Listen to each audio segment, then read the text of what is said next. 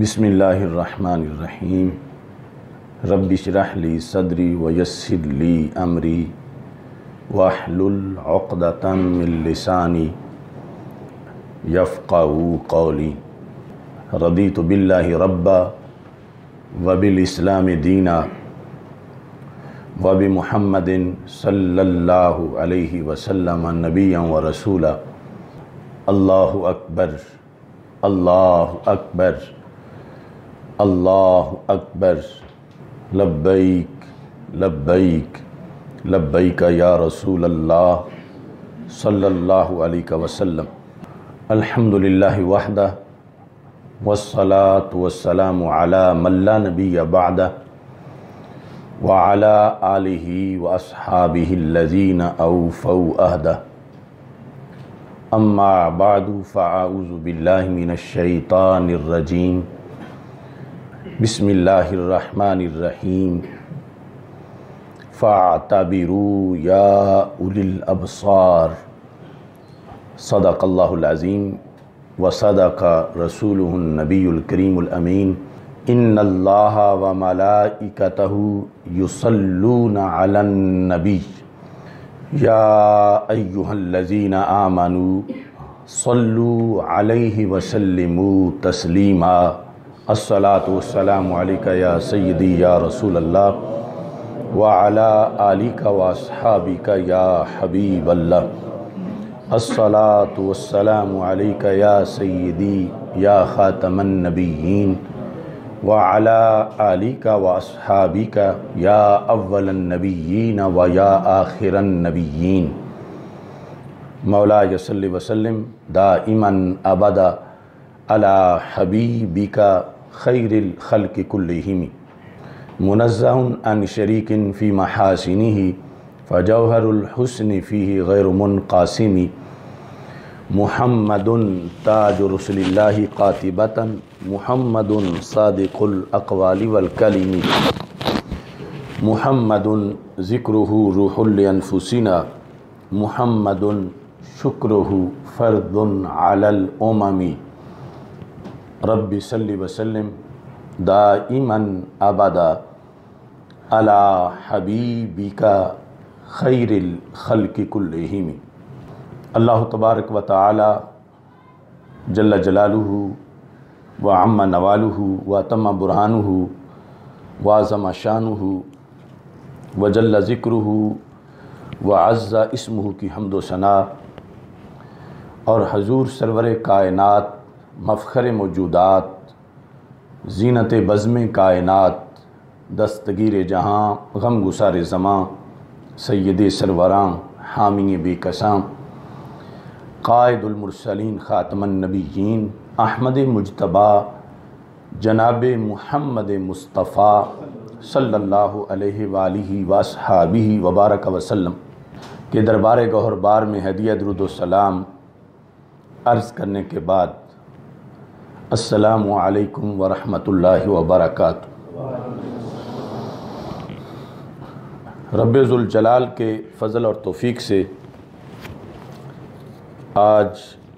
نہایت ہی اہم موضوع پر اجتہاد الانبیاء علیہم الصلاۃ والسلام کانفرنس کا انعقاد کیا جا رہا ہے۔ میری دعا ہے خالق کائنات جل جلالہ ہم سب کو قرآن و سنت کا فہم عطا فرمائے، اور قرآن و سنت کے ابلاغ و تبلیغ اور اس پر عمل کرنے کی توفیق عطا فرمائے۔ اس کانفرنس کا جو موضوع ہے، اس کا ہمارے اس وقت جو عقیدہ معصومیت کے موضوعات کئی ہفتوں سے چل رہے ہیں، اس کے ساتھ تعلق یہ ہے کہ مسئلہ باغ فدق میں جس وقت مخدومہ کائنات حضرت سیدہ فاطمۃ الزہرا رضی اللہ تعالی عنہا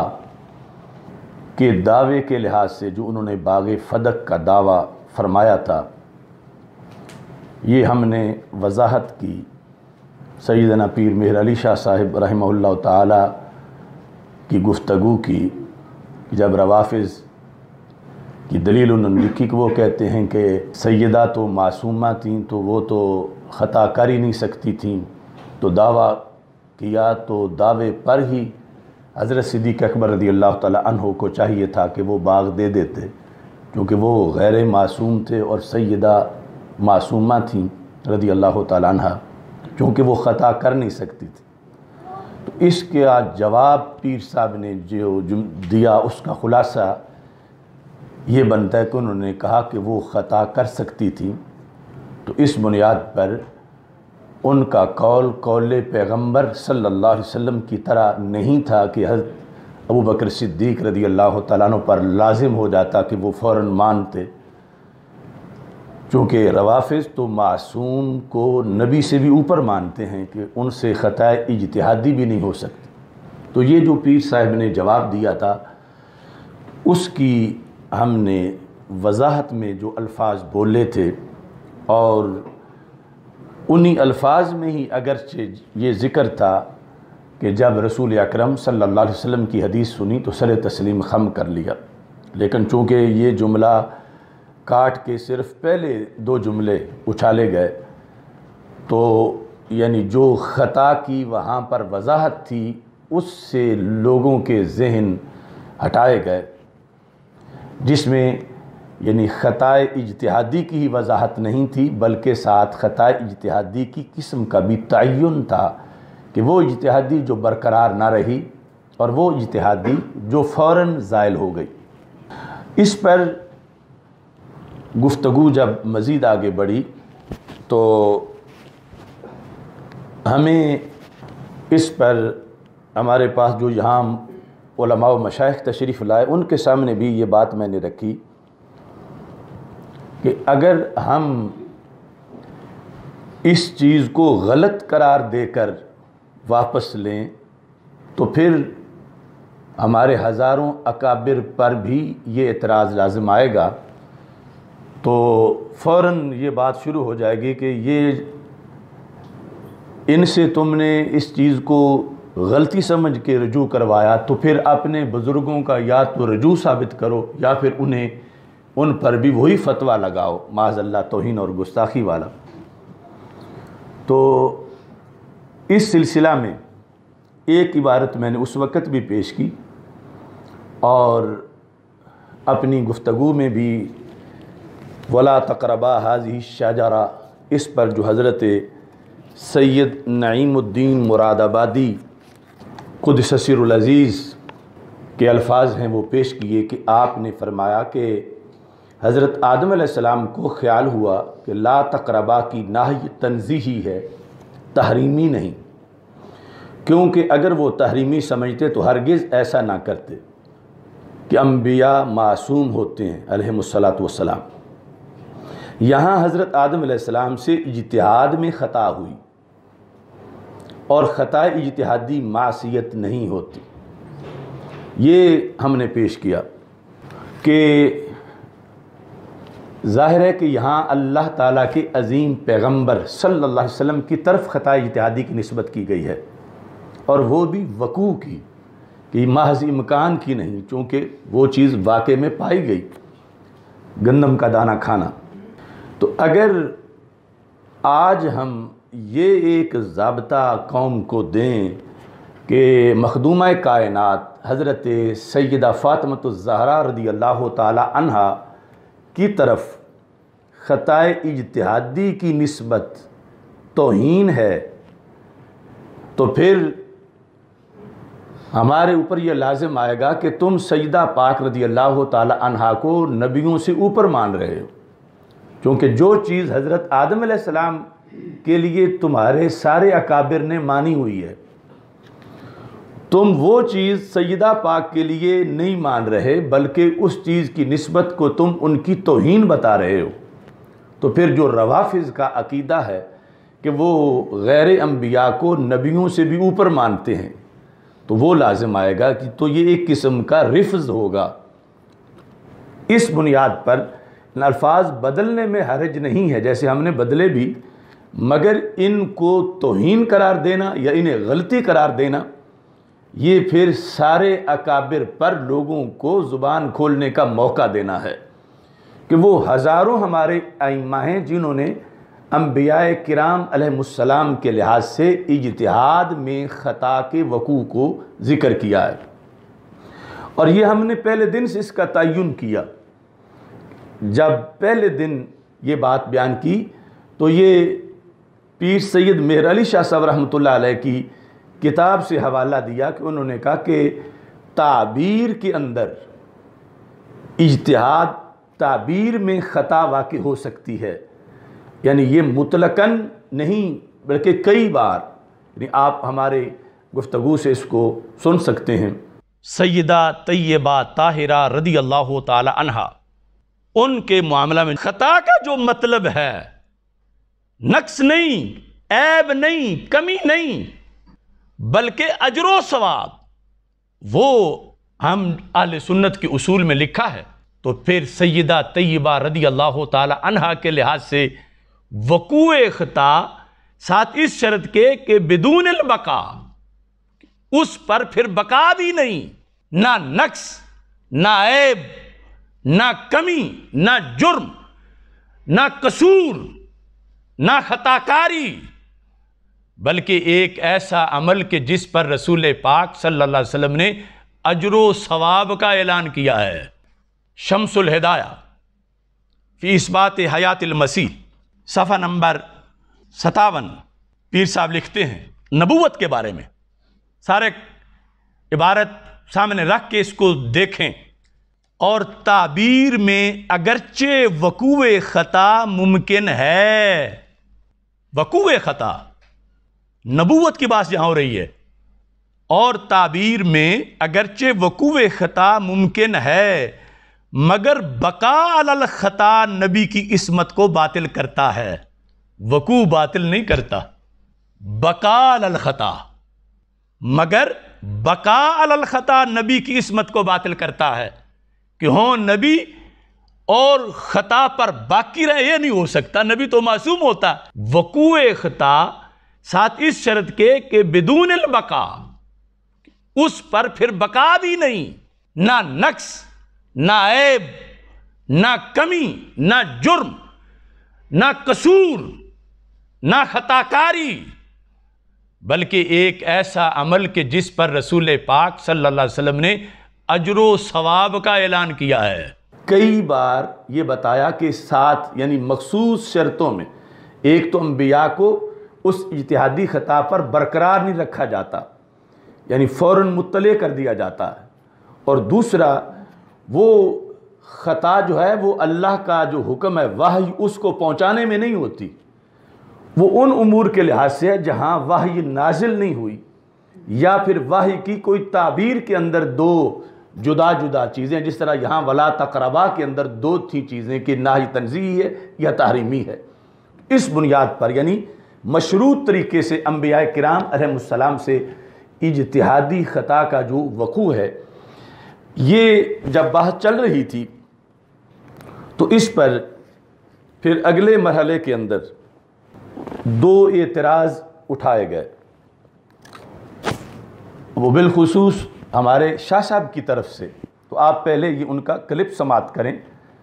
اور اس کے بعد۔ او خدا کے بندے، خطا اجتہادی تو وہاں ہوگی، ہو سکتی ہے جہاں اجتہاد ہو۔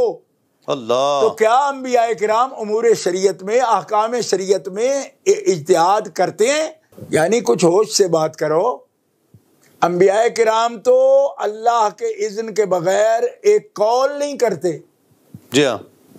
اجتہاد کیا چیز ہوتی ہے؟ چونکہ جو قرآن و سنت کی تعلیمات ہیں ان میں سیدنا فاروق اعظم رضی اللہ تعالی عنہ، آپ نے مجمع عام میں جب حق مہر کا تعین کیا تو منبر سے نیچے اتر رہے تھے تو ایک خاتون نے روک لیا اور کہا کہ عمر، آپ کس طرح تعین کر سکتے ہو؟ قرآن مجید میں لفظ قنطار موجود ہے، تو قنطار ڈھیر مال کو کہتے ہیں، تو آپ اس کا اتنے درموں کے ساتھ جو تعین کر رہے ہو تو یہ نہیں آپ کر سکتے، قرآن کچھ اور کہتا ہے۔ تو اب حضرت فاروق اعظم رضی اللہ تعالی عنہ نے یہ نہ کہا کہ تم ایک عورت ہو، میں خلیفہ راشد ہوں، اس وقت آپ خلیفہ راشد تھے،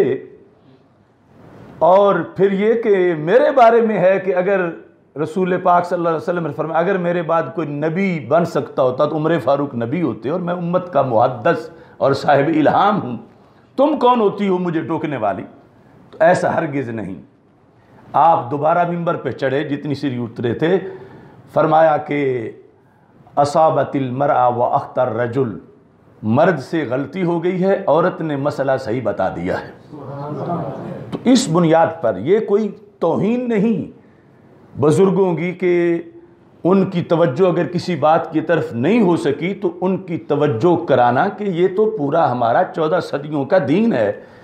اور آج کس طرح ہم سارا اصول فقہ بھی بدل دیں، اصول کلام بھی بدل دیں، تو ان ساری چیزوں کو پیش نظر رکھنا چاہیے۔ تو شاہ صاحب نے اس پر 2 سوال اٹھائے۔ ایک تو یہ کہا کہ انبیاء علیہ السلام اجتہاد نہیں کرتے چونکہ وہ وحی کے تابع ہوتے ہیں، یعنی انہوں نے واضح لفظوں میں اس سے پہلے اس کے بعد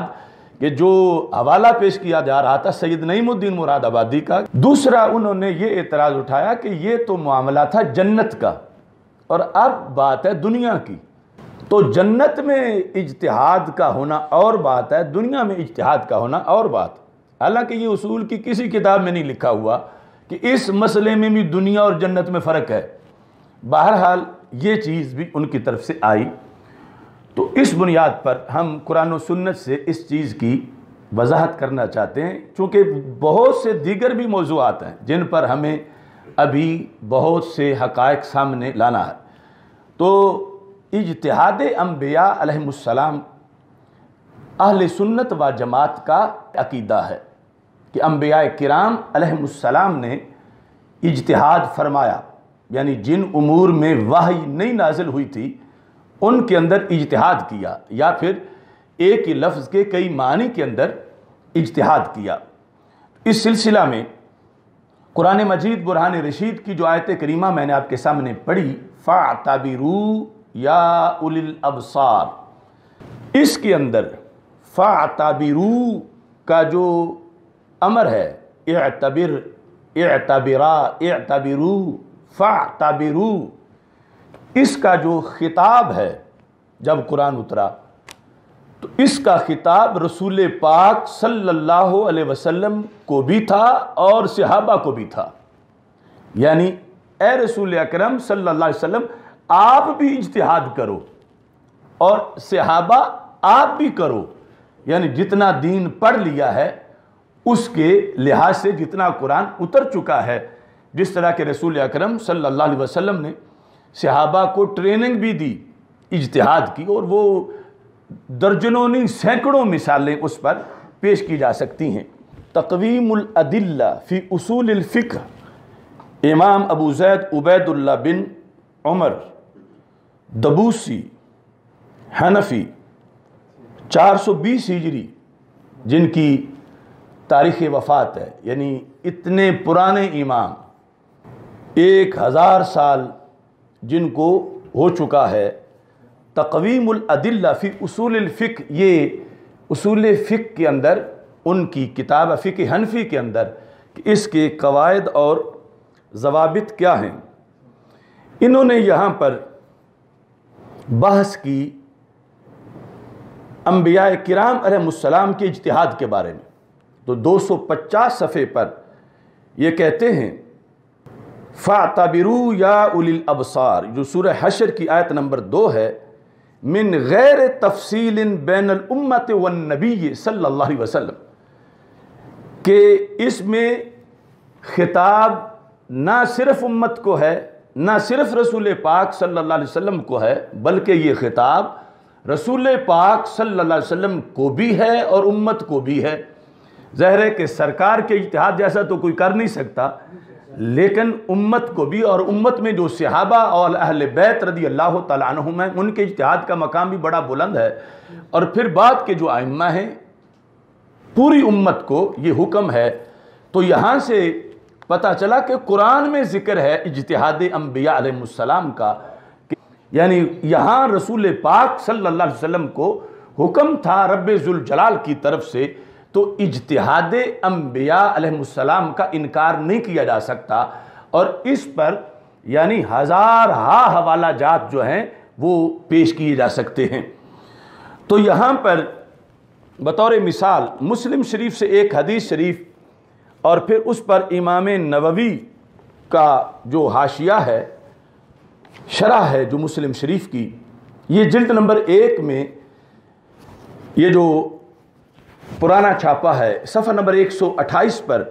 حضرت ابو ہریرہ رضی اللہ تعالی عنہ سے مروی ہے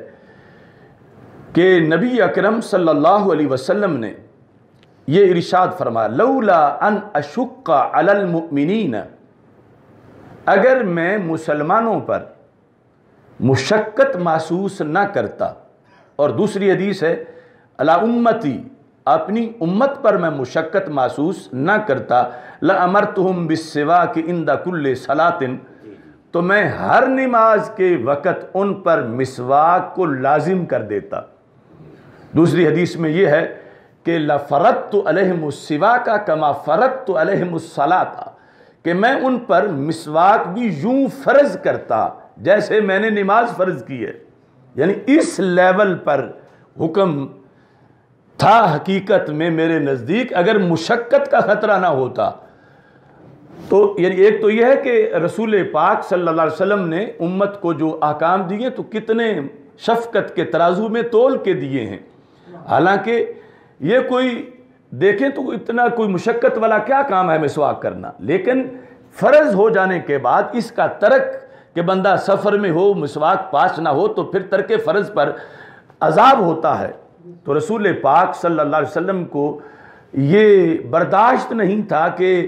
اس طرح امت کو ان چیزوں پر پھر عذاب کا سامنا ہو، تو آپ نے فرمایا کہ اگر میں امت پر مشقت محسوس نہ کرتا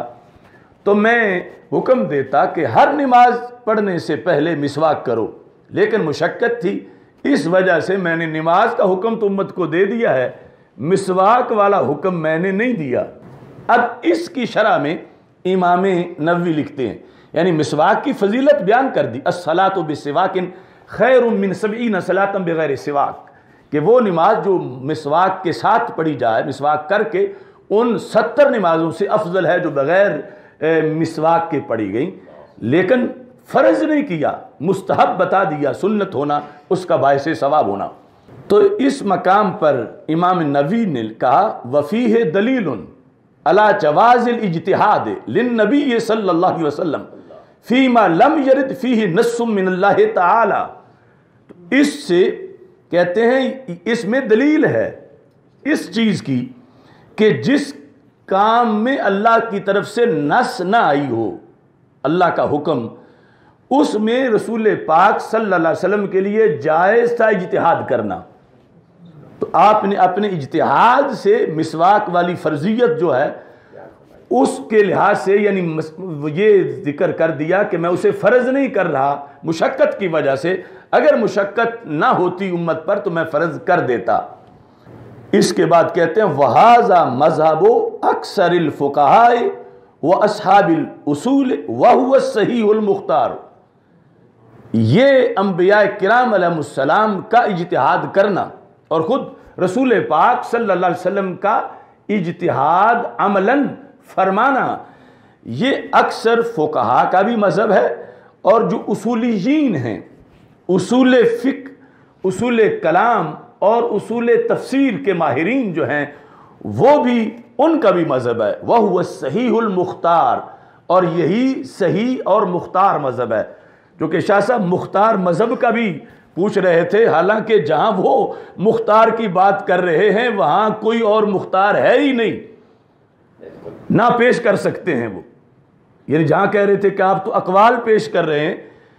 ہم نے جن کا قول پیش کیا انہوں نے اس قول میں مذہب مختار پیش کیا، ظاہر ہے کہ مختار مذہب پھر قول میں پیش ہونا ہے اور کس طرح پیش ہونا ہے، اور اس سے ہٹ کر کوئی اور مذہب مختار ہے ہی نہیں 14 صدیوں میں کہ ان کو قول کہہ کے ٹال دیا جائے اور مذہب مختار کا لوگوں کو وام ڈالا جائے کہ کوئی اور مذہب مختار ہے. کوئی اور مذہب مختار نہیں، نہ کوئی پیش کر سکتا ہے. یہی مذہب مختار ہے جو ہم نے اقوال اکابر کے پیش کیے اور جو ابھی تک نہیں پیش کی ہزاروں، وہی مذہب مختار ہے. تو یہاں پر یہ واضح طور پر بتایا گیا کہ رسول پاک صلی اللہ علیہ وسلم کا اجتہاد فرمانا یہ مذہب مختار ہے. اب اس کے اندر مزید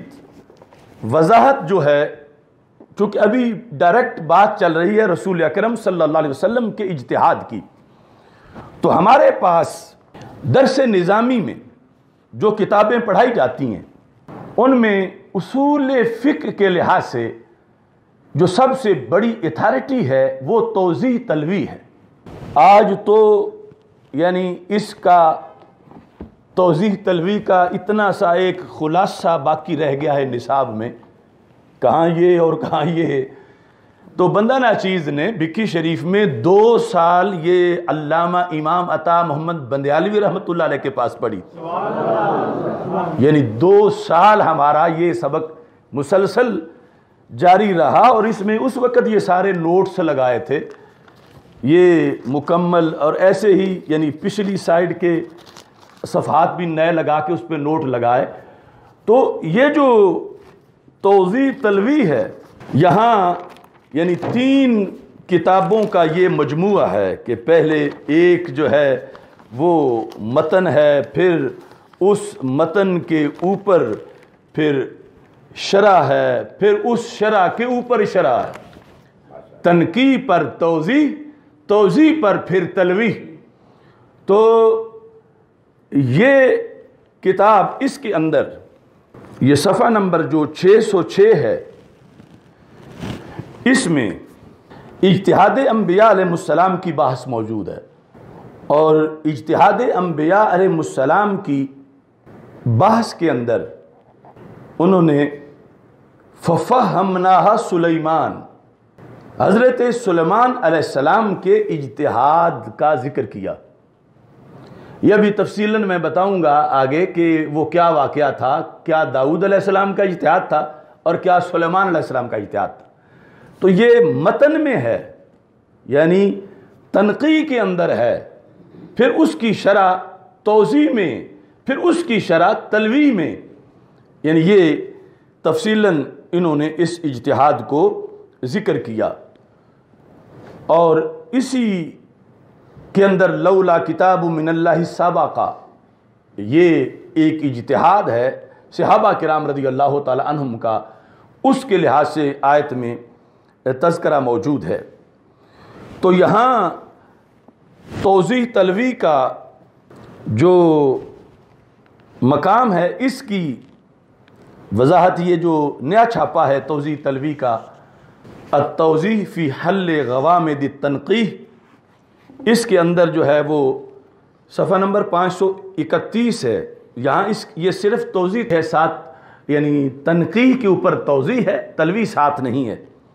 فَفَهَمْنَاهَا سلیمان، اس کو تفصیل کے ساتھ بتایا گیا. اور پھر جو بدر کے قیدی تھے ان کے لحاظ سے جو فیصلہ ہوا تھا، ظاہر ہے کہ وہ فیصلہ تو خود رسول پاک صلی اللہ علیہ وسلم نے فرمایا تھا، تو اس کے لحاظ سے لولا کتاب من اللہ سابقہ یہ آیت انہوں نے لکھی.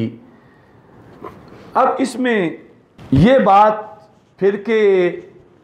اگر انبیاء علیہ السلام کو بھی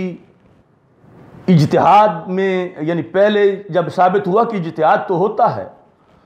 تو اگر وہاں بھی خطا ہو سکتی ہے تو پھر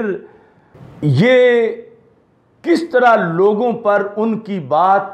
پر اعتماد کرنا فوری طور پر لازم ہوگا کہ اگر وہاں بھی خطا کی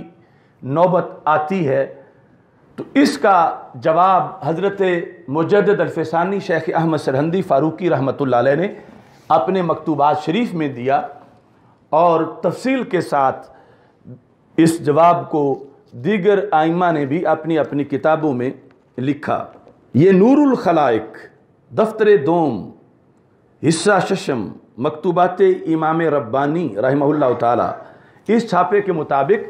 یہ جلد نمبر 2 صفحہ نمبر 90، اس میں ہے سوال،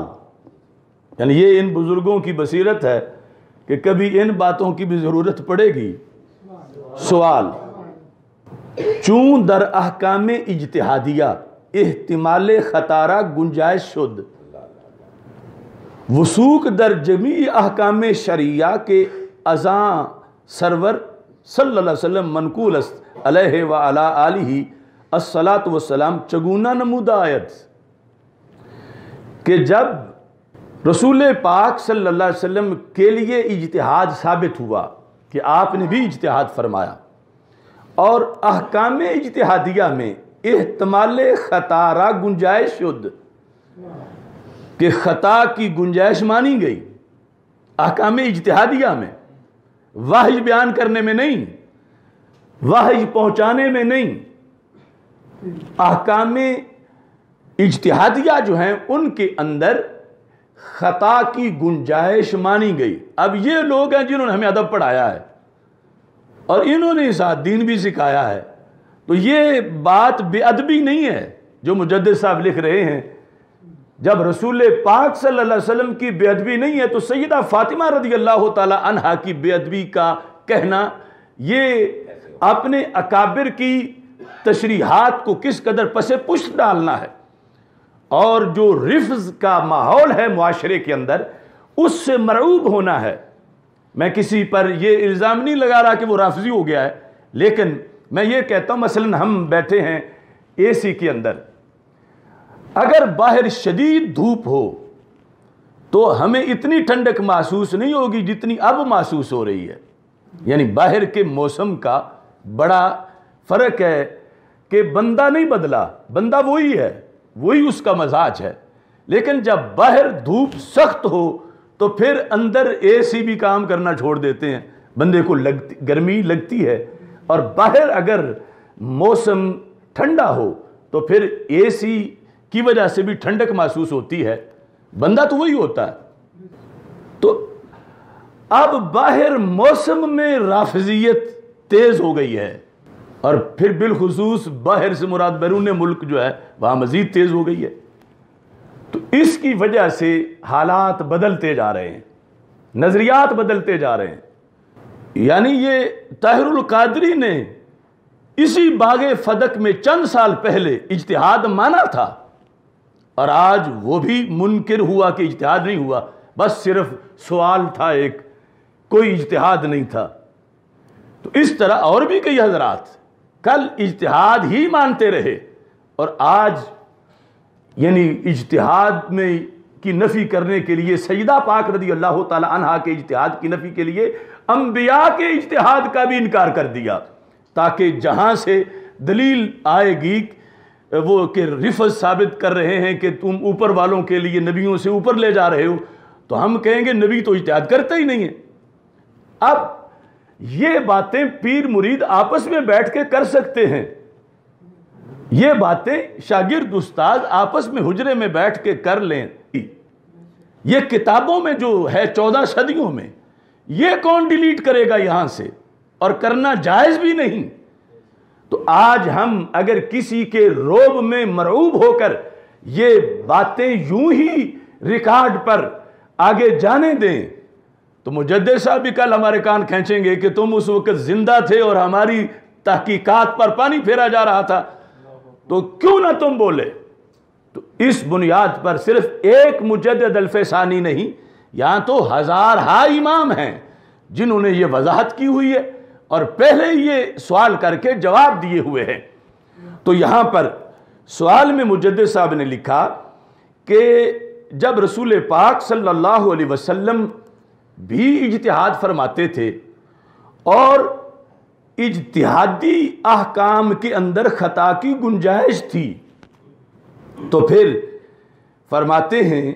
کہ جو پھر احکام شرعیہ رسول پاک صلی اللہ علیہ وسلم سے منقول ہوئے، آپ مثلا زبان مقدس سے شرعی احکام بیان کر رہے ہیں، تو پھر ان شرعی احکام میں وہ بھی ہیں جو اجتہادی طور پر آپ نے اخذ کیے ہوئے ہیں. تو جب وہاں خطا کی گنجائش ہے تو پھر جمی احکام میں وثوق کیسے میسر آئے گا امت کو؟ کیونکہ ان میں وہ بھی احکام ہیں جو وحی کے ہیں،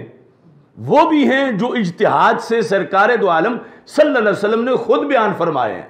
اور پھر جو اجتہاد والے ہیں ان میں خطا کی گنجائش ہے.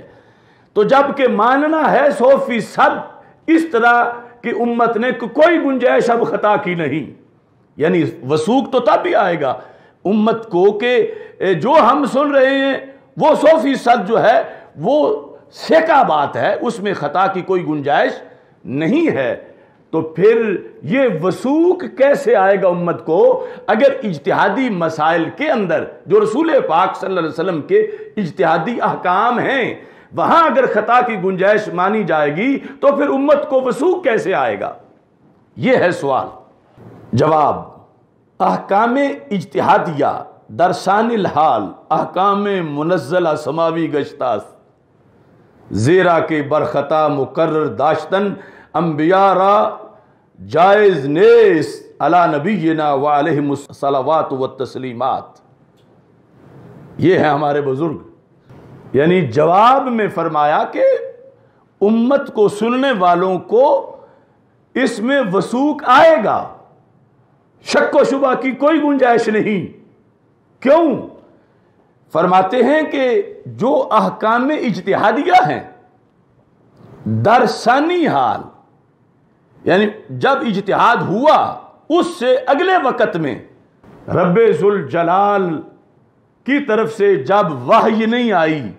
کہ یہ بدل دو تو پھر کیا ہوا؟ احکام منزلہ سماوی گشتاست، وہ یوں ہی ہے جیسے رب نے فیصلہ کیا ہوا ہے. زیرا کہ کیونکہ برخطا مقرر داشتن انبیاء علیہ السلام را جائز نیست، کہ نبیوں سے انبیاء علیہ السلام سے اگر اجتہاد میں خطا ہو جائے اس پر پکا رکھنا اللہ کی طرف سے یہ جائز نہیں کہ خطا ہوئی ہو اجتہاد میں اور اللہ تعالیٰ اس پر مطلع نہ کرے، ایسا نہیں ہو سکتا. ان کا جو خطا اجتہادی ہے اس پر ان کو برقرار نہیں رہنے دیا جاتا، لہذا اگلے مرحلے میں ہی ان کا اجتہاد اللہ کی طرف سے دی ہوئی شریعت بن جاتا ہے اور وہ سیکا ہوتا ہے، اس کے اندر کسی لحاظ سے کوئی شک کی گنجائش نہیں ہوتی. تو یہاں فرق ہو گیا انبیاء علیہ السلام کے اجتہاد میں اور غیر نبی کے اجتہاد میں. غیر نبی کے اجتہاد میں اگر خطا ہو جائے تو وہ ہو سکتا ہے کہ وہ باقی رہے، اس پر غیر نبی جو ہے وہ قرار پکڑ جائے اس خطا پر، مگر جو انبیاء علیہ السلام ہیں ان سے جو اجتہادی خطا ہو اس پر وہ برقرار نہیں رہتے، اس سے وہ خطا پر مطلع کر دیا جاتا ہے، اور اگر مطلع نہیں کیا گیا تو پھر وہ خطا ہے ہی نہیں. اگر تھی تو اللہ تعالیٰ کی طرف سے مطلع کر دیا گیا، اور وہ سب سیکا چیزیں ہیں جو آج امت کو دی جا رہی ہیں. تو مانا گیا کہ اجتہاد ہے، رسول پاک صلی اللہ علیہ وسلم کے لحاظ سے یہاں بات ہو رہی ہے، اور پھر اجتہاد میں خطا بھی مانی گئی، یعنی ہو سکتا ہے، اور پھر اس کا وقوع اس کے لحاظ سے بات کی گئی کہ جب وقوع ہو چکا تو پھر تو سوال ہے کہ پھر امت کو سیکا مسائل کیسے ملیں گے، امت کو اعتماد کیسے آئے گا. تو یہ بتایا کہ ہو سکنے کے بعد برقرار نہیں رہیں گے، یعنی یہاں نبوت کے بارے میں وہ تھوڑے وقت کے لیے تسلیم کیا گیا، اور ادھر سیدہ فاطمہ رضی اللہ تعالی عنہا کے لیے تھوڑے وقت کے لیے کہ جو ہی حدیث سنی تو سر تسلیم خم کر لیا. اس کو توہین قرار دیا جا رہا ہے، اس چیز کو جس چیز کو مجدد صاحب جو ہیں وہ تو رسول پاک صلی اللہ علیہ وسلم کے لیے بھی مان رہے ہیں. تو جو آج پھر سوال ہے ان نقشبندی مشائخ سے کہ مجدد صاحب زیادہ ادب جانتے ہیں یا آج والے زیادہ ادب جانتے ہیں. یعنی ایک چیز مجدد صاحب تو رسول پاک صلی اللہ علیہ وسلم کے لحاظ سے بھی مان رہے ہیں، اور اس چیز کے ذکر پر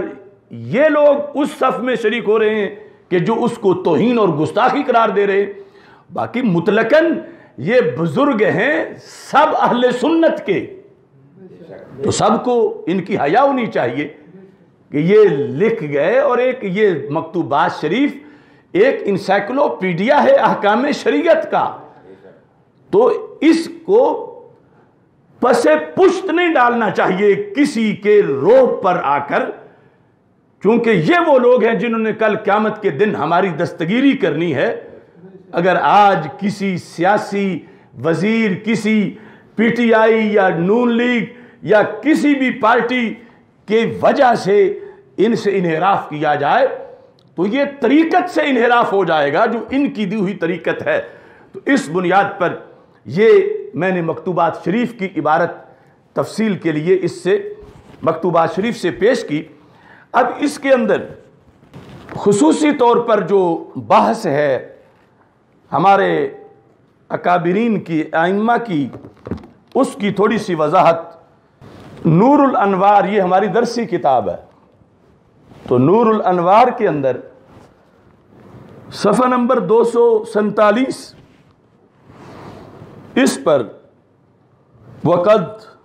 کے ساتھ انہوں نے بیان کیا، وقد وقت فی زمان داؤد علیہ السلام و سلیمان علیہ السلام حادثاتن، کہ حضرت داؤد علیہ السلام اور حضرت سلیمان علیہ السلام کے زمانے میں ایک حادثہ رونما ہوا جس میں پھر اجتہاد کیا گیا۔ اب ہمارے مدارس میں پڑھنے والے بچے اب کہتے ہیں یہ نوجوان علماء کو پتہ کوئی نہیں، ادھر کہتے ہیں جو بالکل بوڑھے ہو گئے ان کو بھی کوئی پتہ نہیں۔ مثلا وہ ہمارے جو استاد ہیں کریم بخش صاحب یا مولانا نذیر احمد صاحب جن کے ہزاروں شاگرد ہیں، چونکہ انہوں نے میرے موقف کی حمایت کی ہے تو کہتے ہیں نہ تجھے پتہ ہے نہ تیرے استادوں کو پتہ ہے۔ تو اب یہ کیسے مان جائیں مدارس کے لوگ؟ اس واسطے کتنے مدارس میں لوگ بغاوت پہ اتر آئے ہیں، یعنی ایسے محتمم اور ایسے ناظم اور ایسے وہ سرپرست پیران طریقت سجادگان سجادہ نشین کہ جو صرف کہتے ہیں کہ ہمارے روب کی وجہ سے تم مسئلہ بدلو، تو جو سال ہا سال سے پڑھتے آ رہے ہیں 14 صدیوں کا جو اصول ہے وہ کیسے بدلیں؟ وہ تو چلو پیر صاحب سے تو کوئی نہیں پوچھے گا، مگر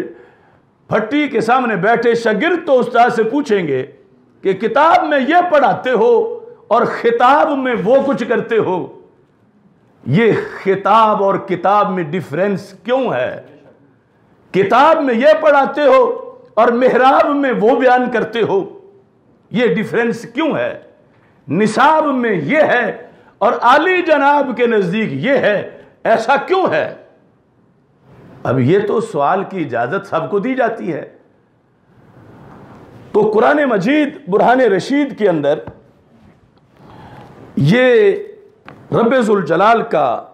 فرمان ہے 17ویں پارے میں، وَدَاوُودَ وَسُلَيْمَانَ اِذْ يَحْكُمَانِ فِي الْحَرْثِ، یاد کرو داؤد علیہ السلام کو اور سلیمان علیہ السلام کو، اِذْ يَحْكُمَانِ فِي الْحَرْثِ، جب کھیتی کا ایک جھگڑا کا وہ فیصلہ کر رہے تھے، یعنی جھگڑا کیا ہوا؟ اذ نفشت فیہ غنم القوم، جب رات کو کھیتی میں کچھ لوگوں کی بکریاں داخل ہو گئیں۔ اب کھیتی اور بکریاں، اس وجہ سے ہمارے استاد بندیالوی صاحب رحمۃ اللہ علیہ فرماتے تھے کہ دیہاتیوں کو دین بہت جلدی اور اچھا سمجھ آتا ہے، کہ انہیں یعنی یہ تجربہ ہے کہ دیہات کی بکریاں کیسے جاتی ہیں کھیتی میں اور پھر جائیں تو کیا کرتی ہیں۔ شہر والوں تو یہ شاید یہی سمجھیں گے جائیں تو وہ بھی پھر سوشل ڈسٹینس کی وجہ سے کچھ دوری رہتی ہوں، لیکن دیہاتی کو پتہ ہے کہ وہ جائیں تو کیا کرتی ہیں، اور پھر رات میں الگ تھلگ ہو کے جب وہ صفایا کر رہی ہوں کھیتی کا، تو وَكُنَّا لِحُكْمِهِمْ شَاهِدِينَ، اللہ تعالیٰ فرماتا ہے جب وہ فیصلہ کر رہے تھے نا ہم اس وقت بھی وہاں موجود تھے۔ تو پھر کیا ہوا؟ فَفَهَمْنَاهَا سُلَيْمَانَ، فَفَهَمْنَا تفعیل ہے، ہم نے سمجھا دیا وہ مسئلہ، کس کو؟ سلیمان علیہ السلام کو، انہیں سمجھا دیا۔ اب پوچھنے والے آئے حضرت داؤد علیہ السلام کے پاس، کیونکہ سلیمان علیہ السلام کی تو ابھی عمر ہی 11 سال تھی، داؤد علیہ السلام کے پاس پوچھنے آئے۔ اب یہ میں ادھر بھی وضاحت کرنا چاہتا ہوں کہ یہ بات جنت کی نہیں، دنیا کی ہے۔ اب یہاں یہ بہانہ بھی نہیں بنایا جا سکتا کہ وہ تو جنت میں اجتہادی تم خطا بتا رہے ہو اور جنت کے قانون اور ہیں، تو یہ تو دنیا ہے، اور یہ سارا یعنی معاشرہ دنیا کا تھا۔ تو یہاں بھی خزائن العرفان میں انہوں نے اس کی وضاحت کی کہ جب یہ کیس آیا تو حضرت داؤد علیہ السلام نے فیصلہ کیا کہ وہ جتنی کھیتی تھی اتنی مالیت کی بکریاں تھیں، یعنی جو کھیتی انہوں نے اجاڑی تھی اتنی وہ قیمتی تھی جتنی قیمت کی بکریاں تھیں، تو نقصان ہوا تھا کھیتی والے کا۔ تو حضرت داؤد علیہ السلام نے فیصلہ کیا کہ بکریاں کھیتی والے کو دے دی جائیں، کیونکہ بکریوں کی قیمت کھیتی کے نقصان کے برابر تھی۔ اب یہاں کوئی آیت نہیں اتری ہوئی تھی، تو اللہ کے نبی حضرت داؤد علیہ السلام اجتہاد کر رہے تھے، اور اجتہاد سے انہوں نے یہ فیصلہ کیا۔ یہ قرآن میں ذکر ہے کہ اللہ کے انبیاء علیہ السلام بھی اجتہاد کرتے ہیں اور دنیا میں کرتے ہیں، صرف جنت میں ہی نہیں۔ اب جس وقت فیصلہ کروا کے یہ نکلے تو حضرت سلیمان علیہ السلام کے سامنے سے جب گزرے تو آپ نے فریقین کو کہا کہ اس سے ایک آسان جواب بھی دیا جا سکتا ہے، تمہارا جو مسئلہ ہے اس کا آسان شکل بھی ہو سکتی ہے۔ تو اس وقت عمر آپ کی 11 سال تھی، تو حضرت داؤد علیہ السلام کو پتہ چلا کہ وہ تو کوئی اور جواب بھی ان کو بتانا چاہتے ہیں۔ تو حضرت داؤد علیہ السلام نے فرمایا آپ مجھے بتاؤ کیا اس کا اور فیصلہ ہو سکتا۔ تو حضرت سلیمان علیہ السلام نے فرمایا کہ یوں ہو سکتا ہے کہ بکری والا فصل کاشت کرے پھر، اور جب تک کھیتی اس حالت کو نہ پہنچے، یعنی جتنی بڑی ہو چکی تھی اتنی بڑی ہونے تک بکریاں کھیتی والے کو دی جائیں کہ وہ دودھ استعمال کریں، وہ ان سے منافع حاصل کریں۔ جب کھیتی اس عمر کی ہو جائے کہ جتنی تھی تو اجاڑی گئی تھی، پھر کھیتی کھیتی والے کی، بکریاں بکری والے کی۔ یہ فیصلہ، انہوں نے کہا یہ فیصلہ بھی ہو سکتا ہے اس کا۔ تو اللہ تعالیٰ فرماتا ہے قرآن مجید میں فَفَهَمْنَاهَا سلیمان، ہم نے سلیمان علیہ السلام کو سمجھا دیا، فام دے دیا اس مسئلے کا۔ لیکن حضرت داؤد علیہ السلام کی طرف بھی کوئی عیب کی نسبت نہیں ہوئی، کیونکہ اجتہادی مسئلہ تھا۔ اللہ فرماتا وَكُلًّا آتَيْنَا حُكْمًا وَعِلْمًا، ہم نے ان دونوں کو ہی حکومت بھی دی تھی، علم بھی دیا تھا، حُكْمًا وَعِلْمًا۔ اب دو اجتہاد ہیں، قرآن میں ہیں، اور اجتہاد پیغمبر علیہ السلام کا ہے، اس اجتہاد کو ترک کیا گیا۔ دوسرا اجتہاد حضرت سلیمان علیہ السلام کا نافذ کیا گیا اور اس کی تحسین بھی کی گئی، فَفَهَمْنَاهَا سلیمان۔ مگر جو دوسری جانب تھی، جس جانب کو ترک کیا گیا، تو اس کو بھی رب ذوالجلال نے کہا کہ ہم نے ان دونوں کو حکومت بھی دی تھی اور دونوں کو علم بھی دیا تھا۔ اب اس کی وضاحت جو ملا جیون صاحب نے کی ہے نور الانوار کے اندر، تو وہ کہتے ہیں کہ فَحَكَمَ داؤد علیہ السلام بِشَيْءٍ وَأَخْطَأَ فِيهِ، کہ داؤد علیہ السلام نے ایک فیصلہ کیا اور اس فیصلے میں خطا کی۔ اب یہ اگر قوم کو نہیں بتائیں گے تو کیا قرآن قوم کا نصاب نہیں ہے؟ یہی لفظ خطا ساری عمر ہو گئی بولتے ہوئے سیدہ عائشہ صدیقہ رضی اللہ تعالی عنہا کے بارے میں کہ انہوں نے خطا کی. اس وقت کیا یہی معاشرہ نہیں تھا؟ یہی لوگ نہیں تھے؟ آج کہتے ہیں کہ چونکہ یہ مسئلہ عوام میں پھر کیوں بیان کیا. ادھر رافضی سیدنا صدیق اکبر رضی اللہ تعالی عنہ پر جو ظالم ہونے کا معاذ اللہ اعتراض کر رہے ہیں مسئلہ فدق کو آڑ بنا کر، وہ تو گلی محلے چوکوں میں کر رہے ہیں، اور یہ ہمیں کہتے ہیں جواب جو دینا ہے وہ صرف حجرے میں بیٹھ کے دینا ہے، عام عوام میں نہیں دینا. تو یہ کس طرح کی بات ہے؟ اور پھر یہ کہ ہمارے کہتے ہیں ہمارے عرف میں خطا کا مطلب اور سمجھا جاتا ہے. تو 14 صدیاں تو دین کو ہو گئی ہیں، یہ عوام کو عرف کب سمجھ آئے گا کہ قرآنی عرف کیا ہے؟ اور پھر یہ کہ پہلے سیدنا امیر معاویہ رضی اللہ تعالی عنہ اور سیدہ عائشہ صدیقہ رضی اللہ تعالی عنہا، کیا ان کا ہی کوئی مقام و مرتبہ نہیں ہے؟ ان کے بارے میں جب خطا کہہ کر مجمع سے رٹوایا گیا تو اس وقت پکوانا چاہیے تھا کہ یہ کوئی عیب نہیں، ان کی شان میں کوئی کمی نہیں آئی.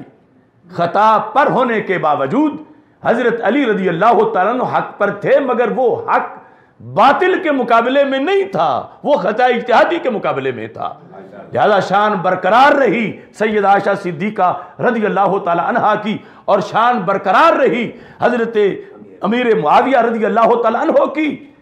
اب جو قصور اس وقت کیا آج پھر قصور کرنا چاہتے ہیں. تو آج جب سیدہ فاطمہ الزہرا رضی اللہ تعالی عنہا کے مسئلے میں عوام کا ذہن کلیئر کرو گے تو پچھلا ریکارڈ بھی درست ہوگا کہ وہاں جو گھپلا کیا گیا تھا کچھ لوگوں کی طرف سے، وہ بھی ریکارڈ درست ہوگا عوام کا کہ ہم تو سمجھتے رہے عوام میں سے کہ پھر سیدنا امیر معاویہ رضی اللہ تعالیٰ عنہ نے تو معاذ اللہ بڑا قصور کیا ہے، گناہ کیا ہے. تو پتہ چلے گا کوئی گناہ نہیں کیا تھا، کوئی قصور نہیں تھا، اجتہادی خطا تھی اور ایک ثواب ملا تھا. تو یہ یعنی جو کنویں میں زہر ڈالا گیا پہلے اس رفض والے خطیبوں کی طرف سے، تو پھر وہ وقت ہے آج اس کا کفارہ دینے کا. اور اس بنیاد پر ہم نے عوام کو جھنجھوڑا، اور میں سروے کروا رہا ہوں، لوگ کہتے ہیں عوام کو تو پتہ چل گیا ہے اور چل رہا ہے، خواص کو نہیں سمجھ آ رہی. تو میں نے کہا کہ جو بندہ سویا ہوا ہو وہ تو جگا دیا جاتا ہے،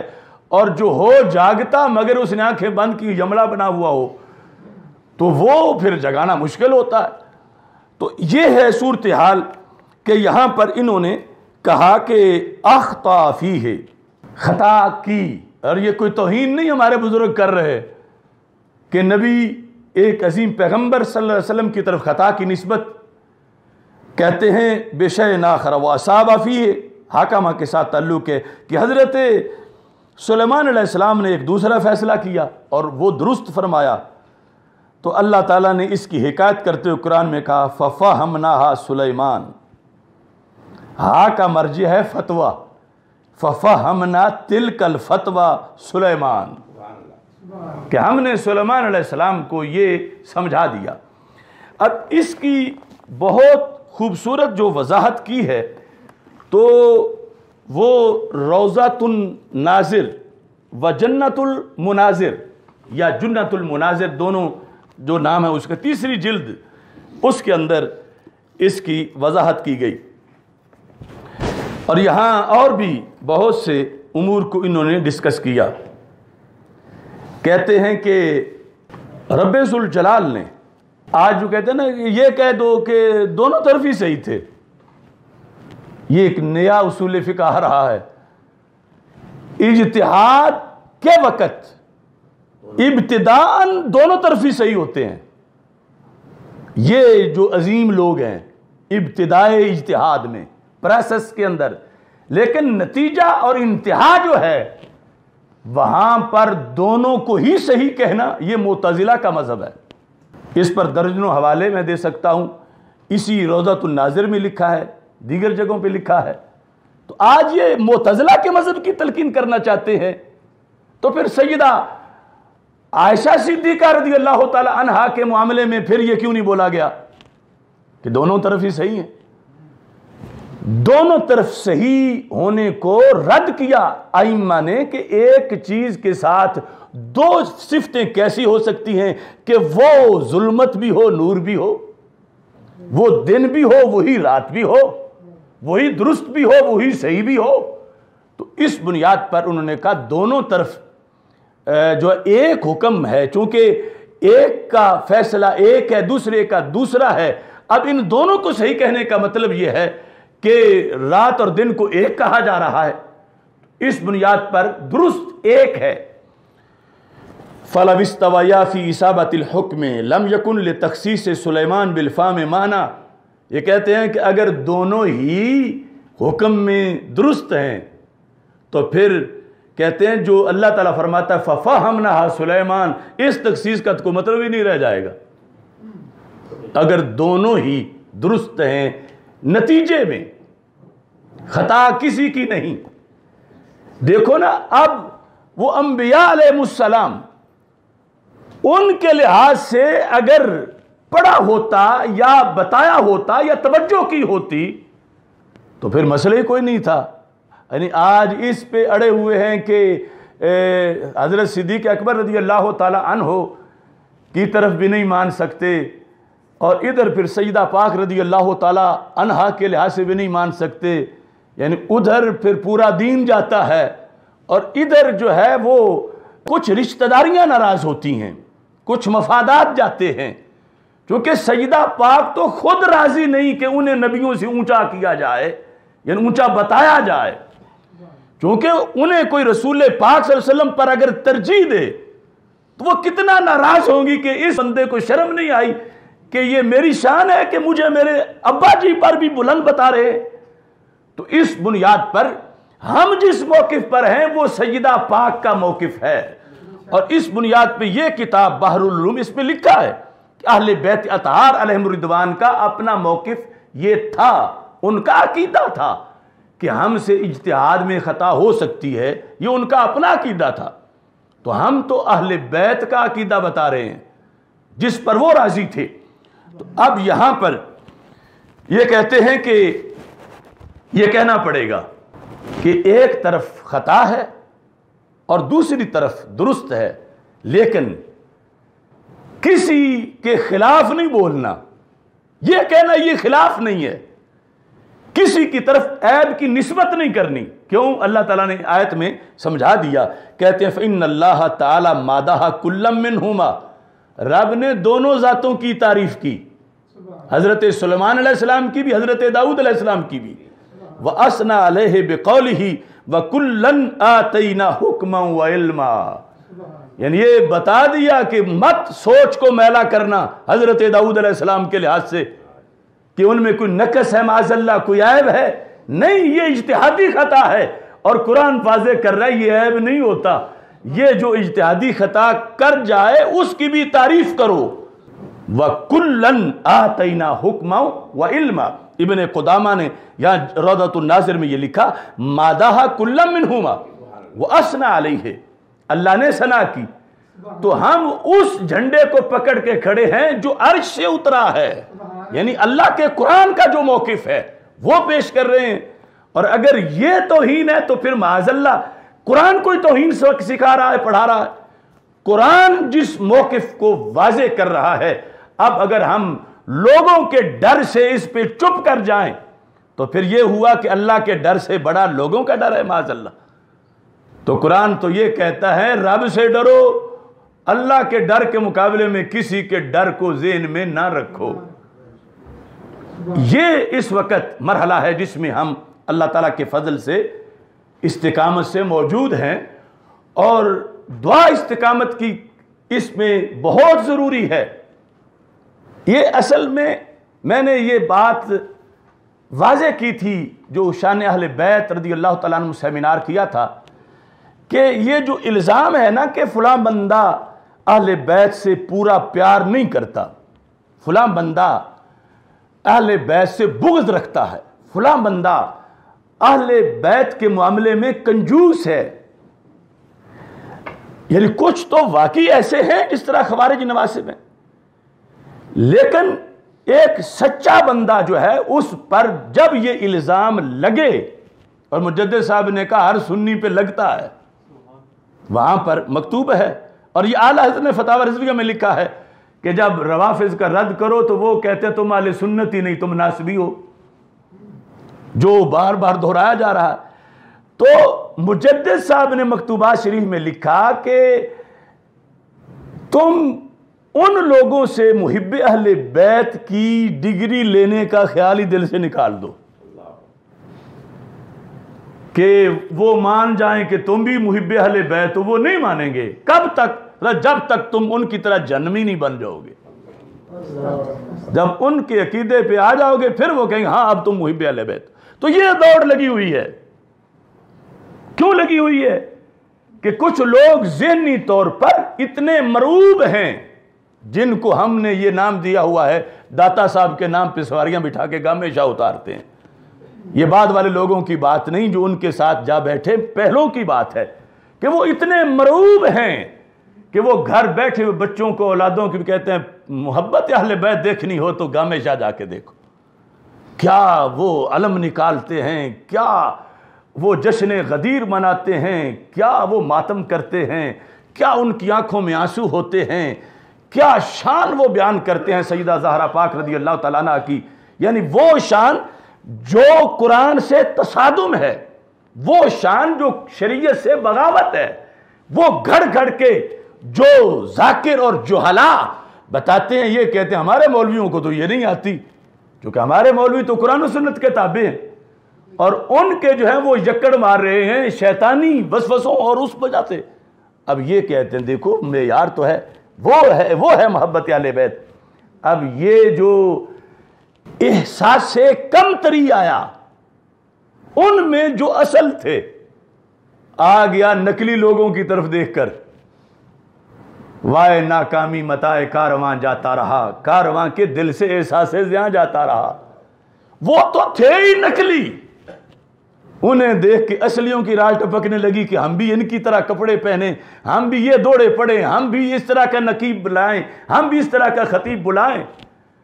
تو یہ دوڑ جو ہے اس میں خاکم بدہن سادات بھی گرنے لگے، پہلے نمبر والے کہ ہم ان کی طرح کریں تاکہ وہ جو ہمارے رشتہ دار رافضی ہیں وہ کہیں کہ ہماری جو خالہ ہے اس کے بیٹے بھی بالکل اب صحیح محب ہو گئے ہیں، یا ہمارے ماموں کے بیٹے، ہمارے چچے کے بیٹے، یہ وہ جو نیم رافضی ٹولہ تھا۔ تو اب یعنی یہ کہ انہیں تانا نہیں مل رہا کہ تم محب اہل بیت نہیں۔ پھر سادات کے اندر ایک یہ چیز بھی ہے جو باقی امت کے اندر نہیں، یعنی کس لحاظ سے؟ اب جو باقی امت ہے ان میں سے تو کسی کو یہ تانا نہیں نہ ملے گا کہ تم سیدہ پاک کی اولاد ہو کے تم پیار نہیں کر رہے جو کرنا چاہیے، یہی ملے گا نا کہ تم امتی ہو کے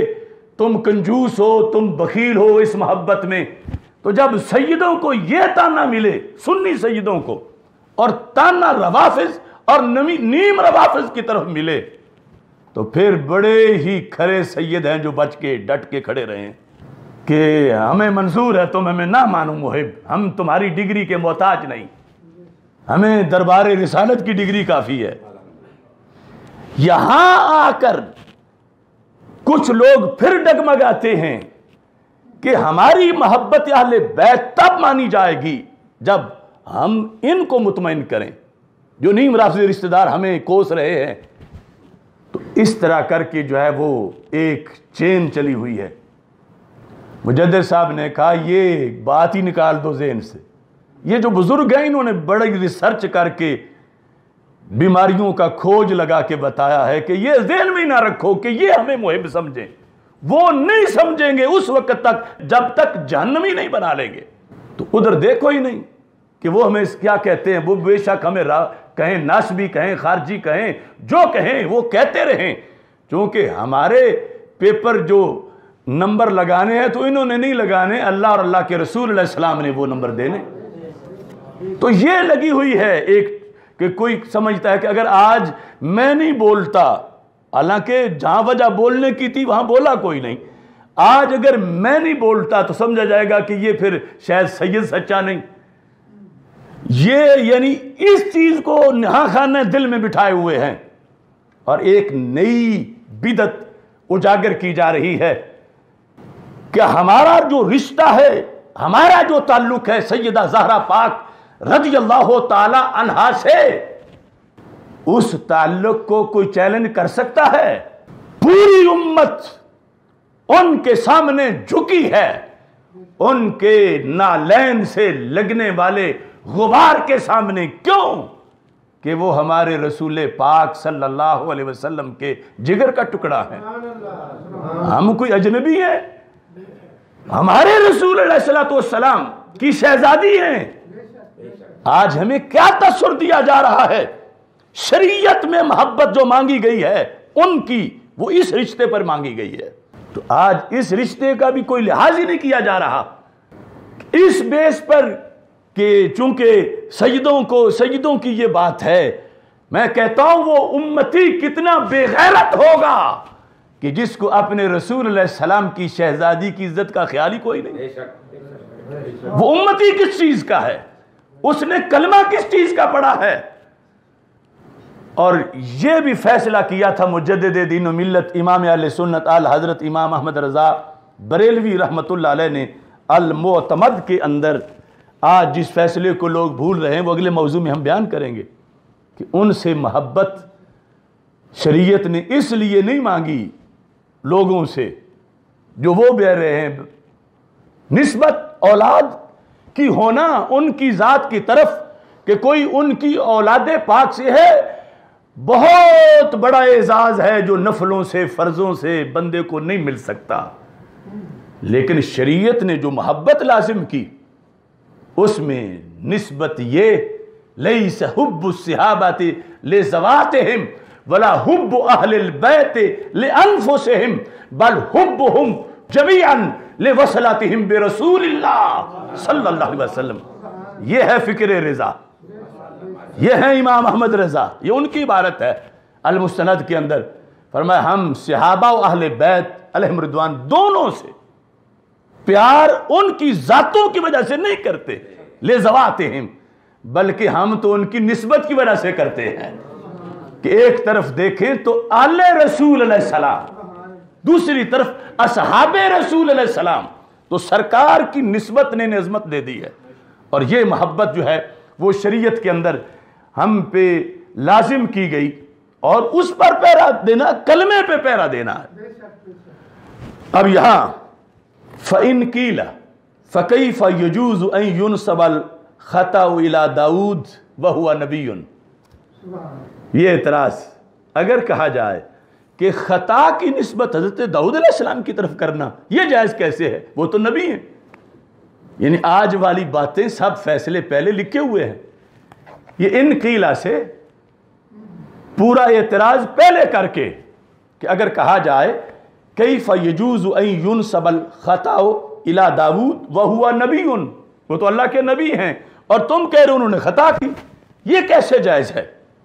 وَمِنْ أَيْنَ لَكُمْ أَنَّهُ حَكَمَ بِاجْتِهَادِهِ، اور تم یہ کیسے کہہ رہے ہو کہ انہوں نے اجتہاد سے حکم دیا؟ یہ یعنی آج والی صورتحال کے جو کہا اجتہاد ہی نہیں تھا، خطا کہاں ہوئی؟ تو کہتے ہیں قلنا، سوال جواب خود کر کے یہ ٹریننگ کراتے ہیں یہ بزرگ. قلنا یجوز وقوع الخطأ منہم، امکان پہ واویلا کرنے والے یہ کہہ رہے ہیں یجوز وقوع الخطأ منہم، منہم نبی، یہاں غیر نبی سے خطا کے امکان کو توہین کہا جا رہا ہے. اور یہاں قرآن کی آیت کے پیش نظر یہ لکھ رہے ہیں کہ امکان ہی نہیں، انبیاء علیہ السلام سے اجتہادی مسائل میں خطا کا وقوع بھی ثابت ہے. یہ حکم قرآن کا ہے. لیکن کہتے ہیں لیکن لا یقرون علیہ، جو مجدد صاحب پہلے بتا گئے کہ خطا کا وقوع تو ہو جاتا ہے لیکن اس پہ ان کو باقی نہیں رکھا جاتا. اگر ہو جائے تو باقی نہیں رکھا جاتا۔ تو اس بنیاد پر انہوں نے پھر آگے مثال دی بدر کے قیدیوں کی، اور پھر غزوہ تبوک میں والے مسئلے میں عفا اللہ عنک لما اذنت لہم، یعنی یہاں بھی ایک اجتہاد کے لحاظ سے انہوں نے بات کو ذکر کیا کہ یہ قرآن مجید کی آیت ہے کہ جب کچھ لوگوں کو تبوک سے پیچھے رہنے کی اجازت کا مسئلہ تھا تو اس میں کہتے ہیں کہ یہ جو تم کہتے ہو من این لکم انہ حکم بالاجتہاد، یہ تم نے کہاں سے پڑھ لیا کہ حضرت داؤد علیہ السلام نے یہ فیصلہ اجتہاد سے کیا تھا؟ کہتے ہیں یہ ہم نے یہاں سے پڑھا قلنا الایۃ دلیل علیہ، اس پر دلیل ہے یہ آیت، فإنہ لو حکم بنص لما اختص سلیمان بالفہم دونہ، اگر انہوں نے نص سے فیصلہ کیا ہوتا حضرت داؤد علیہ السلام نے تو پھر اللہ تعالیٰ صرف سلیمان علیہ السلام کا نام کیوں لیتا کہ ففہمناہا سلیمان؟ تو یہ جو ان کی تخصیص ہے یہ بتاتی ہے کہ داؤد علیہ السلام نے نص سے فیصلہ نہیں کیا تھا بلکہ انہوں نے اجتہاد سے فیصلہ کیا تھا، اور آگے دوسری طرف بھی نص نہیں آئی تھی، اللہ نے فضل سے وہ ان کو سمجھا دیا تھا۔ دیکھو نا، یہ ہے دلیل دینا، یعنی ہر جہت پر ہم دلیل پیش کر رہے ہیں، ان کے پاس ایک دلیل بھی نہیں۔ لوگوں کو تو کہہ رہے ہیں نا کہ یہ اقوال پیش کر رہے ہیں اور مختار مذہب پیش کریں، تو ہم مختار مذہب پیش کر رہے ہیں، لیکن جس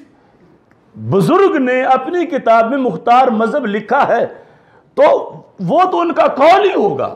جس طرح حضرت نعیم الدین مراد آبادی اب وہاں کوئی اختلافی بات لکھ رہے ہیں، قرآن سے وہ ایک طے شدہ بات لکھ رہے ہیں، تو اب عوام دیکھیں کہ ان کے پاس کوئی ایک دلیل ہمارے ان ائمہ کے پائے کے لوگوں میں سے کسی ایک کی کہ جس نے یہ لکھا ہو کہ سیدہ فاطمہ الزہرا رضی اللہ تعالی عنہا کی طرف اگر خطائے اجتہادی کی نسبت کریں تو یہ توہین ہے۔ 14 صدیوں میں صرف ایک امام، صرف ایک مجتہد، تو جس موقف کی کوئی دلیل ہی نہیں، آج وہ ہم پہ مسلط کیا جا رہا ہے صرف اس بیس پہ کہ ادھر اتنے آستانے ہیں۔ آج حق کا معیار کیا بڑی دستار ہے؟ حق کا معیار شخصیات نہیں، قرآن و سنت کی تعلیمات ہیں۔ تو مسئلہ نکھر کے سامنے آ گیا ہے، فتویٰ لگاؤ، شوق سے لگاؤ۔ ہم نے تو پہلے دن پیشکش کر دی تھی کہ اگر اس میں توہین ہوئی معاذ اللہ کوئی ثابت کرے تو صرف FIR ہی نہ کاٹو بلکہ مجھے 295C اسی وقت مجھ پہ نافذ کر دو۔ یہ تو ہم پیشکش پہلے دن سے کر چکے ہیں، لیکن ایک بھی قول کسی فتاوی سے اس چیز پر کہ یہ توہین ہے، یہ تو دین ہے، توہین نہیں ہے، اور اس پر یہ سارے ہمارے امام موجود ہیں۔ اور اگر میرے بغض میں اسے توہین کہنا ہے تو پھر اس نے میرے تک نہیں رہنا، اس نے سارے بزرگوں کی طرف جانا ہے۔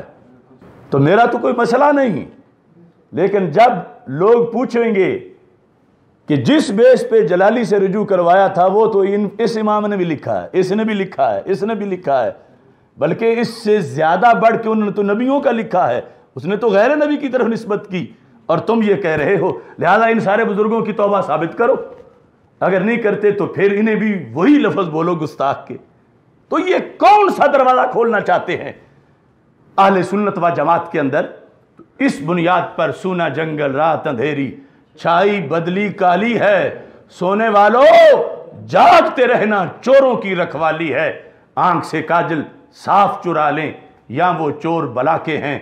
تیری گٹھڑی تاکی ہے اور تو نے نیند نکالی ہے۔ اب یہ شعر کسی معین شخصیت کے بارے میں میں نہیں پڑھ رہا کہ شروع ہمیں تو چور کہا جا رہا ہے، ہمیں یہ کہا جا رہا ہے۔ ہم نے جنہیں کہا ہے جو داتا صاحب کے نام پہ سواریاں بٹھا کے گامے شاہ اتارتے ہیں تو وہ چوری نہیں کر رہے تو کیا کر رہے ہیں؟ اس بنیاد پر ہم نے آخری سانس تک مسلک کا جھنڈا انشاءاللہ تھام کے رکھنا ہے، کیونکہ اللہ کو جا کے جواب دینا ہے۔ اب اس کے بعد جو اگلا مرحلہ ہے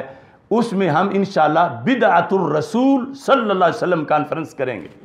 کہ یہ جو حدیث شریف ہے فاطمہ تو بدعت منی، سچی ہے، پکی ہے، مگر آج اس کو پڑھ کے کچھ لوگ کفر بھی کر رہے ہیں، اس کے معنی میں سرکار کی توہین کر رہے ہیں اس کے ذریعے سے۔ جس طرح وہ ایک ماہی جو ہے اس کا ہم نے پہلے کلپ آپ لوگوں کو سنایا کہ کس طرح بتایا جا رہا ہے کہ سیدہ فاطمہ رضی اللہ تعالی عنہا تو سرکار سے بھی بڑا مقام رکھتی ہیں، ان کے آنے پر سرکار کا اٹھنا یہ حقیقت ہے، مگر اس سے یہ ذہنوں میں ڈالنا کہ داتا صاحب مولا علی کے آنے پہ کھڑے ہو جائیں اور مولا علی سرکار کے آنے پہ کھڑے ہو جائیں، یہ جو ترتیب ہے کہ ہر بات والا زیادہ مقام والا ہے، تو یہ سمجھانا کس قدر زہر ڈالنا ہے ذہنوں کے اندر۔ تو اس بنیاد پر یہ بھی، اور پھر عصمت کے مسئلے پر جو یو ٹرن لیا گیا ہے وہ تو اتنی بڑی دھاندلی ہے، اور بالخصوص طاہر القادری نے یہ جو تقریریں کی ہیں 3 دن، ان کے اندر اس نے جو رفض سنیت بنا کے اور حب زہرا رضی اللہ تعالی عنہ بنا کے پیش کیا ہے، اس کا بھی